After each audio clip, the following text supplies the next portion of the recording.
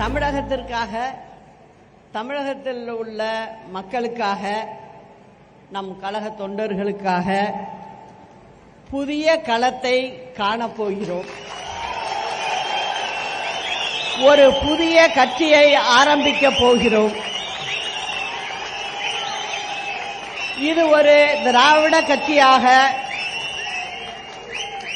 பேரறிஞர் அண்ணா, புரட்சித் தலைவர் எம்ஜிஆர், புரட்சித் தலைவி அம்மா ஆகியோரின் வழியில் ஏழை எளிய சாமானிய மக்களுக்கான ஒரு கட்சியாக, எதிரிகளையும் துரோகிகளையும் வேறறுக்கின்ற ஒரு கட்சியாக இது செயல்படும்.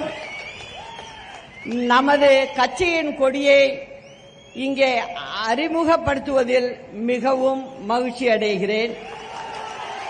இது கருப்பு, வெள்ளை, சிவப்பு வண்ணத்தில் பேரறிஞர் அண்ணா, புரட்சித் தலைவர் எம்ஜிஆர், புரட்சித் தலைவி அம்மா ஆகியோரின் உருவத்தை தாங்கி நிற்கின்ற ஒரு கொடியாக பட்டொளி வீசி பறக்கும். கட்சியின் பெயரை மட்டும் விரைவில் அறிவிக்கிறேன்.